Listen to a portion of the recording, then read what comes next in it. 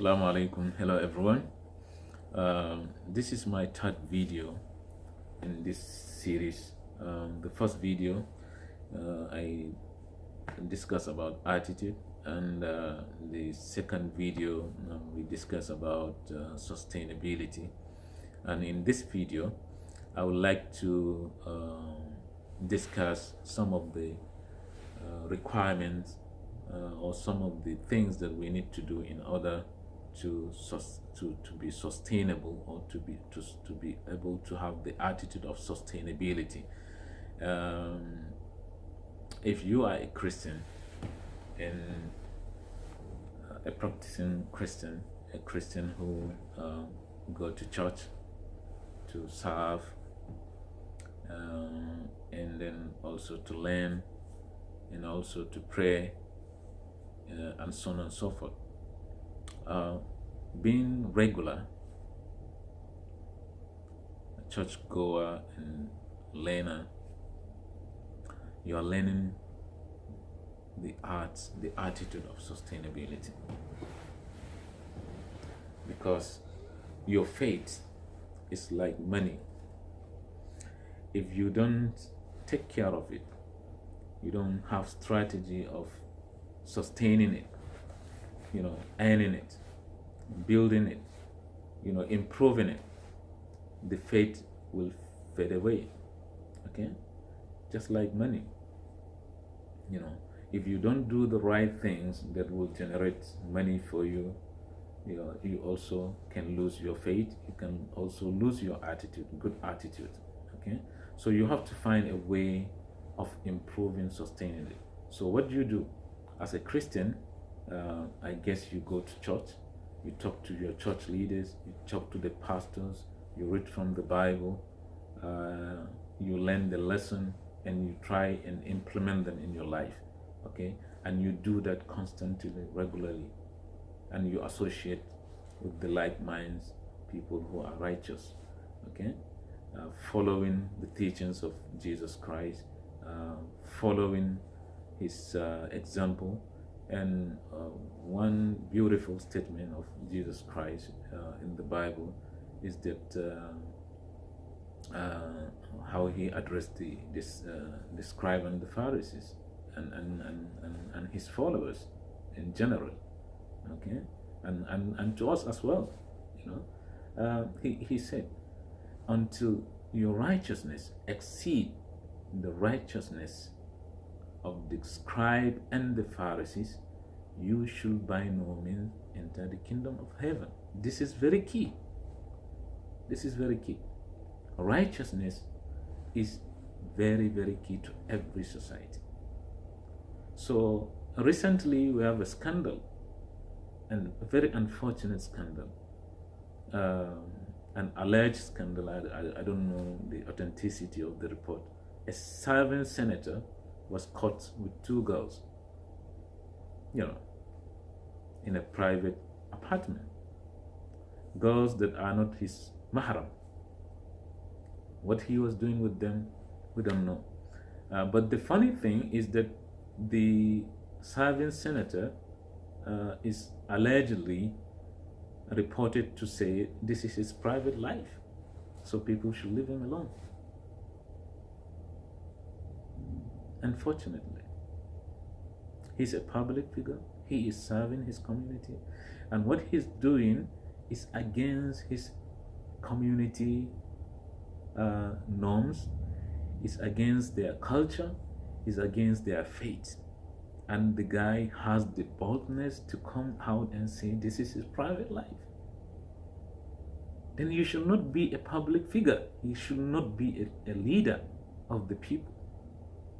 To insult their sensitivity, to insult their culture, to insult their faith, to insult their moral bearing, their moral what do you call it? Their moral culture. You can't do that.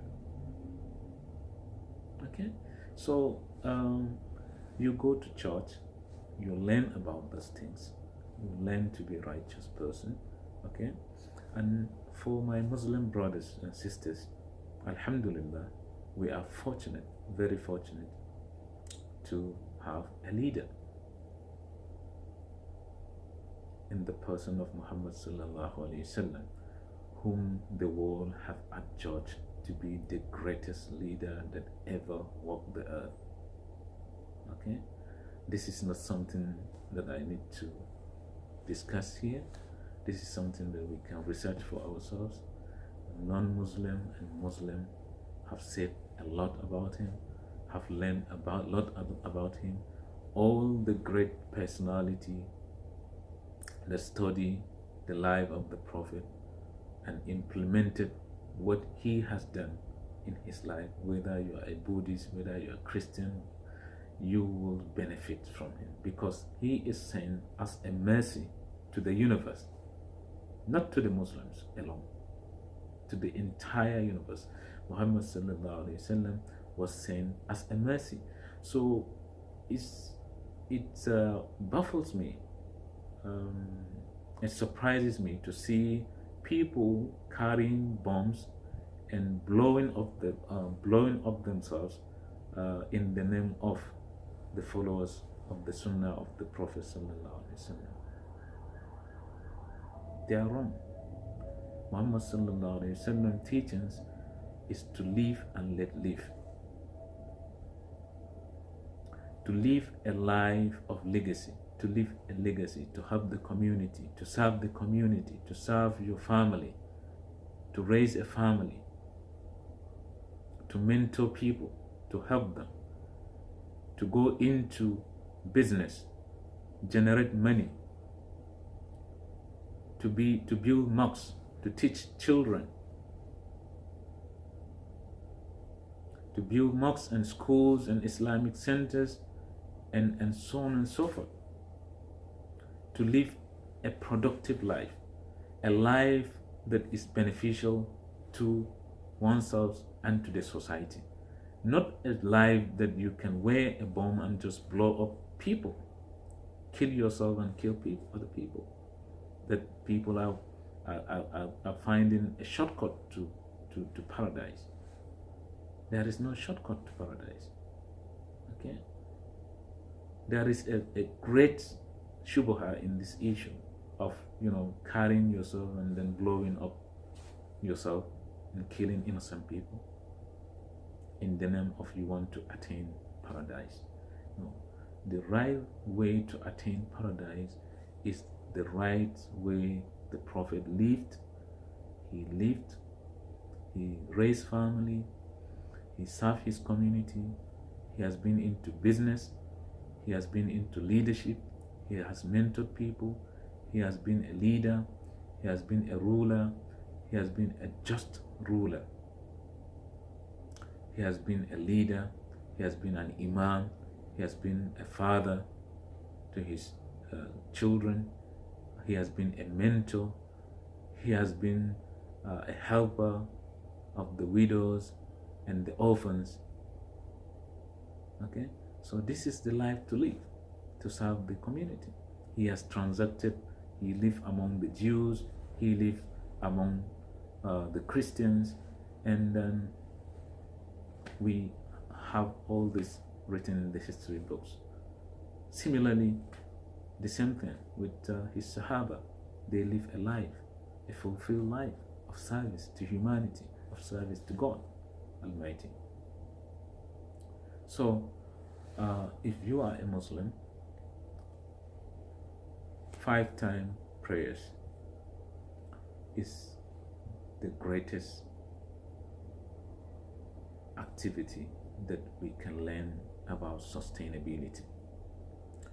Prayers is actually about connection with our Creator. That's the primary aim, is to serve Allah subhanahu wa ta'ala, to serve God Almighty. That's why the Prophet sallallahu alaihi wasallam was given the 5 daily prayers, starting with the Fajr prayer. Early in the morning, when sleep was at its peak of sweetness, you discipline yourself to wake up on your own, or to set up an alarm clock to wake you up, or your wife wake you up, or your neighbor wake you up, or the call to azan wakes you up, and you jump out of your bed, you prepare yourself, you purify yourself, you take your wudu, and you walk to the masjid, you pray, and you did your askar, you've asked Allah for all the guidance. Okay, you read, as we read in Surah Al-Fatiha, Ihdina Sirat al-Mustaqim, guide me into the straight path, guide me in my talks, guide me in my relationship, guide me in all my steps, all the steps I take in life. Oh Allah, guide me. Okay, you do this on a daily basis. What you are doing, what Salah is doing to you. As Allah said in the Quran, it shields you from doing evil. It shields you from doing things that are not beneficial in your life and things that are not beneficial to your community. But there is a condition. You have to be among the Aqimus Salah, meaning people who establish regular prayer. Now, regular prayer meaning you have to pray at the right time. You have to fulfill the condition of tahara, of wudu, of the state at which you are praying. You have to compose yourself. You have to be attentive to what you are reading from the verses of the Quran, or from what the Imam is saying or is reciting from the Quran. You have to have some tadabbur, you have to contemplate, you have to think over those things, you have to connect those things with the akhirah, and so on and so forth. So when you establish prayer, the essence of prayer is actually to serve God and to also prevent you from doing evil. Okay. Another side benefit of prayer is that it teaches you about sustainability. It teaches you about crystallizing your attitude and having good character. So when you pray every day 5 times a day, prayer is not even lifted on somebody who is sick, even on your sick bed. As far as the intellect, the aql is still intact, you are required to pray. People that are around you can help you, can guide you to pray. The only situation where somebody cannot pray, a lady when she's menstruating, or when her monthly cycle is being observed, prayer is lifted for her because of the her situation at that period. So even Allah subhanahu wa ta'ala recognized that our woman needs some break. So we too, we have to give them some break.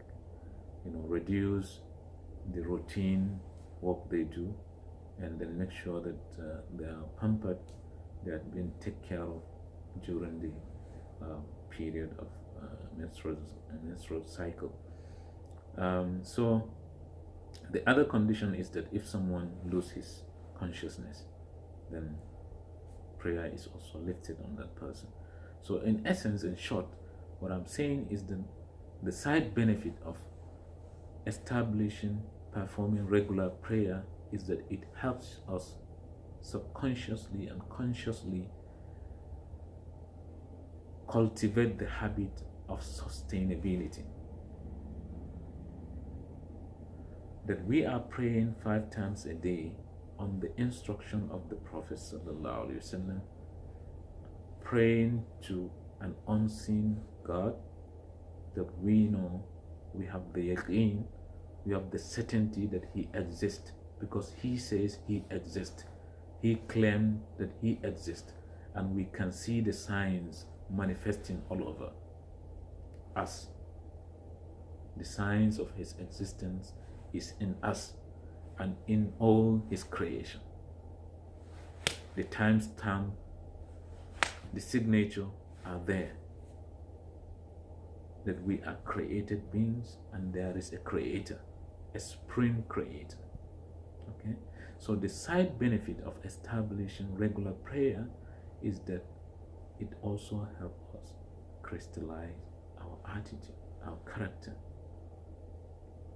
So if we are really regular people in serving God, then we should be regular as well in what will bring benefit to us, to our society.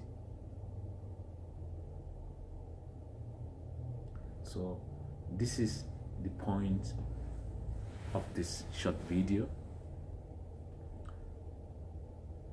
that our ritual worship, our ritual culture can help us learn the art, the science of sustainability.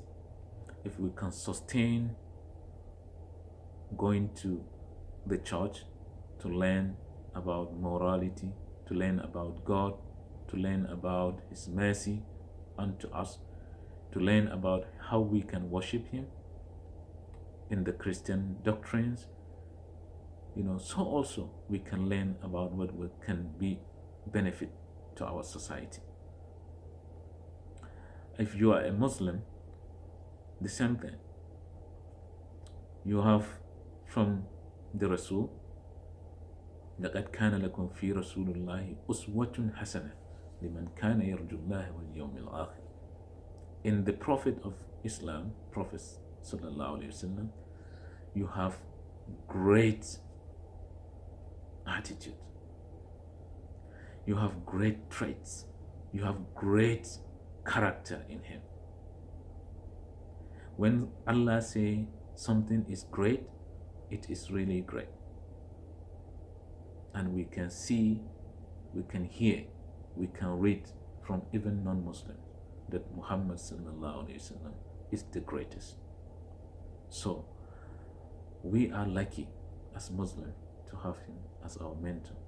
We are lucky as human beings, or the whole of human generation, to have Muhammad sent to the world as a message. So learn from him, immaterial of your faith. Learn from him as Indira Gandhi has learned from him, as Nelson Mandela learned from Indira Gandhi and the biography of Muhammad, and other great leaders. You can learn from him. It doesn't take away anything from you. He is a leader, he is a prophet that lives like us. He raised family, unfortunately, unlike Jesus, who has not even married yet, but he led a great life of a prophet. Okay, so we can learn from these great leaders. We can learn from them. We can learn from Jesus Christ, his righteousness, his patience, his generosity, okay, his spirituality, his closeness to God Almighty. In the Quran, it was reported that Jesus Christ spoke when he was in the cradle. When Mary brought him in her arms, the people asked her, where is this come from? What is this come? What are we seeing? And فَأَشَارَتْ إِلَيْهِ, and then she pointed to Jesus when he was in her arms, and he spoke. He spoke to the people. He defended his mother, that he is a Nabi, he's the prophet of God. And he cleared her from the insinuation that they were insinuating. So we can learn from this great prophet of God. sent to the children of Israel. We can learn from Moses alayhi salam and Harun, his brother. We can learn about their struggle with Pharaoh. Can learn about their efforts and the successes that was recorded through them. We can learn about the laws in the Torah that God gave him to guide his people with, to judge among them with fairness and justice. We can learn about our great leader, like our Nigerian leader, Muhammad Buhari. May Allah restore his health fully. May Allah bring him back home to continue with the good work he is doing. May Allah raise among us more youthful leaders that can imbibe his uncorruptible attitude, that can imbibe his zeal, his willingness, his craving to see that our society is safe, to see that our society is prosperous, to see that our educational sector is transformed, to see that Nigeria become great. May Allah raise more people. May Allah give him health to come back and continue with the good job he has been doing. Okay. May Allah make us to be good followers, to be effective leaders in our own field, in our own domain. Okay. So this short video is about how we can sustain, how we can learn sustainability through our spirituality, through our rituals that we do, that we observe, whether as a Christian or whether as a Muslim. This ritual that we do regularly can be a great tool towards inculcating, towards helping us to imbibe the culture of sustainability of our economic growth, sustainability of our health, sustainability of our educational system, and the product that we output from the educational system. It helps us also learn about innovation, where innovation is allowed, where innovation is helpful, where innovation and creativity is beneficial, because there are things that are just like a car wheel, you can't just reinvent them. Reinventing them is a waste of time and waste of resources, and sometimes dangerous. Okay, so we should learn the things that are not subject of innovation, things that are not subject of creativity. Those things have been established. You just have to copy, and you just have to learn and continue doing the same thing, like eating the right food. Okay, you cannot innovate to have 6 fingers. You cannot be creative to have 1 ear on your forehead.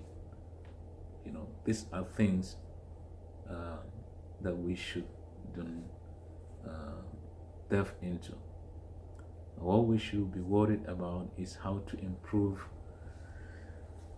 our wealth, our health, our healthcare system, take it from this level to that level, and continuously, kind of continuous improvement. Okay. Thank you for listening to my talks. As I said, I'm also learning. I should learn from you, as probably you have learned 1 or 2 things from me as well.